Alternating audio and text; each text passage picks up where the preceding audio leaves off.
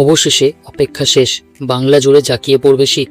আগামী ৩-৪ দিনে পারদ নামবে ঝপ করে।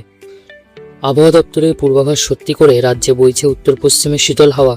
তবে তার দাপটে শীতের আমেজ বাড়ছে হু হু করে। ইতিমধ্যেই তাপমাত্রা নেমেছে স্বাভাবিকের নিচে। শান্তিনিকেতনে 15, আসানসোলে 16 আর পুরুলিয়ায় 17 ডিগ্রি সেলসিয়াস। মালদা হয়েও পারদ 20-এর ঘরে।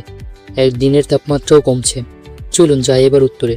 উত্তরবঙ্গের বেশিরভাগ জেলায় সকালে হালকা কুয়াশা। দার্জিলিং, কালিম্পং, কোচবিহারেও থাকবে কুয়াশার দাপট। আর দক্ষিণবঙ্গ আপাতত বৃষ্টির কোনো সম্ভাবনা নেই। শুষ্ক আবহাওয়ায় থাকবে।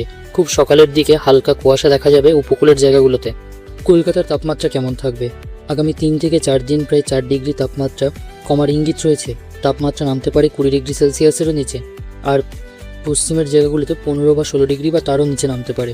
এদিকে ঘূর্ণাবর্তের প্রভাবে দক্ষিণ ভারতের রাজ্য যেমন তামিলনাড়ু, কেরালা, অন্ধ্রপ্রদেশ ও কর্ণাটকে ভারী বৃষ্টির সতর্কতা রয়েছে। বাকি জায়গায় থাকবে শুষ্ক ওয়েদার। তাহলে আর দেরি কেন? গরম কাপড় জামা রেডি করুন। পশ্চিমবঙ্গের আরও সব দ্রুত ওয়েদার রিপোর্টের জন্য আমাদের চ্যানেলটিকে সাবস্ক্রাইব করে পাশে থাকুন এবং শীতকাল সবার ভালো কাটুক।